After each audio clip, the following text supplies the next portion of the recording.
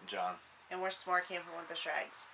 So we have been asked or challenged by AlliChuck Adventures to answer 10 questions about RV living.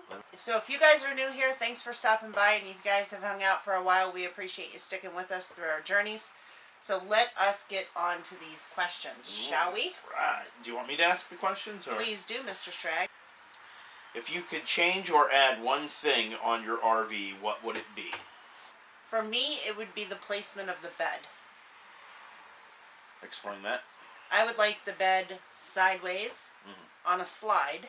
Obviously not capable to have happen in this rig, but a couple different reasons for me. One, I'm extremely claustrophobic, so the wardrobes on the side of my head, they're mostly gone on the they sides. are gone on the if the bed's on the slide. Right. And two, I think it would be easier to make the bed.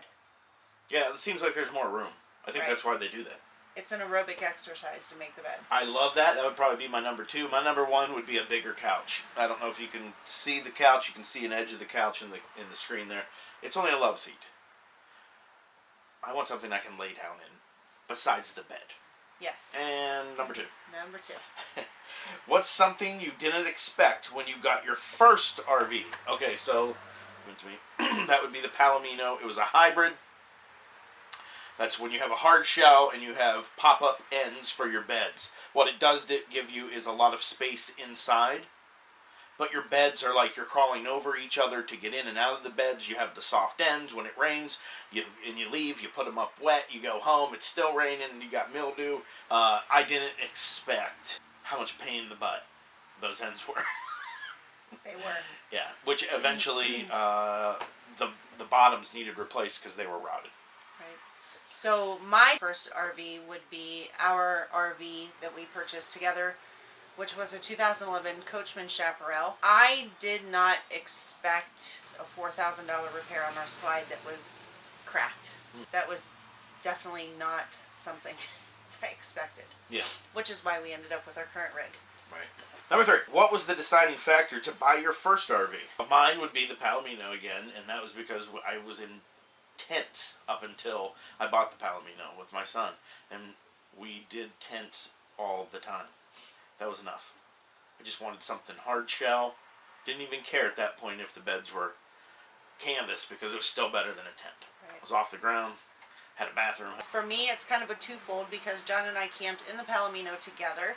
One of the biggest things for me when we looked for a newer camper or travel trailer was space inside. We're very limited on space as far as bathroom space.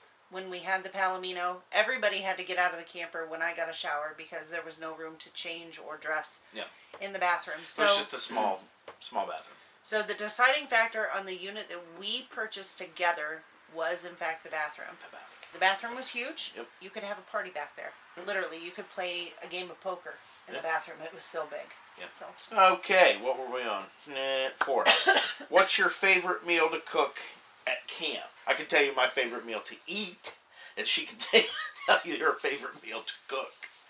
So what's your favorite meal to eat? Probably cheeseburgers. Cheeseburgers? Yeah.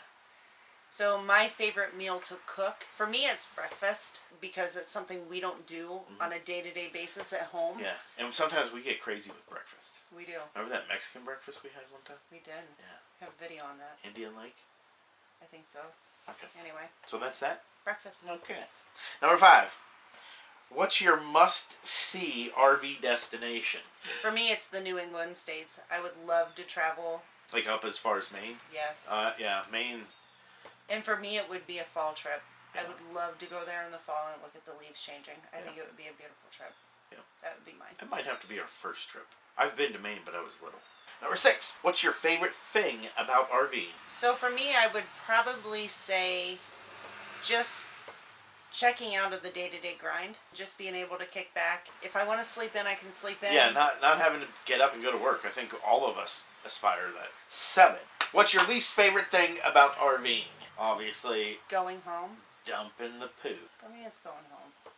Alright, that was easy. What's your must-have on your next RV? A single sink in the kitchen. A single sink, that's it?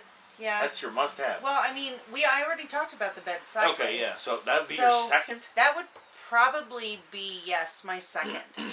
Having not a divided sink. I would say a fifth wheel. Boom. I just covered it all. Okay. I'll go with your answer. Number 9. What's your favorite adult beverage at camp? I'm a beer girl. I'd probably say a margarita. Ooh. You know, it'd be really close tie. I have a lot of first and second place that I can't. Bloody Mary. Well, Bloody Marys are good. Yeah. Number 10. Drum roll. What is number 10? What's your favorite indoor RV accessory? I can tell you right now. Those, what are they called? Command hooks. Command hooks. Silver, because all our pools, we have dark wood, dark walnut, with silver, brushed silver pools. And if you don't know what a pull is, that's the handle for your drawer or your cabinet. We're fancy like that here at Schmore Camping with the Schraggs. Yeah, they're I don't want to mess with the camera, but they are brushed chrome command hooks. And we hang our keys from them. That's your favorite? That is my favorite accessory. So my favorite accessory, it's really a piece of kitchen equipment, I guess, is my little cheap $19. Good Really? Lord. Look. Spam risk. I should text and say, hey, I can't get to the phone right now. I'll call you back. Right. You know the auto response? Right.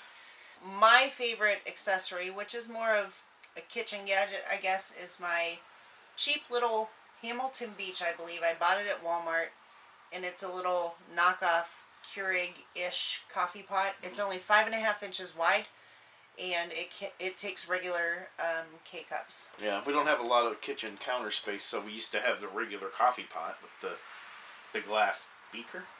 It's not Carafe. Beaker. Carafe. See, you learn things here. Carafe, pools, command hooks. That's not really it. It takes up way less space, 5.5 inches wide. It does 1 cup at a time, just like a Keurig, and it was under $20. And if it goes bad, I'll buy another one. Will you? I sure will. No. Is that the end of our questions? I think it is. Now we have to nominate another YouTube channel to answer these same 10 questions. So who are we going to nominate? I don't know. Let's secretly talk about it for a moment.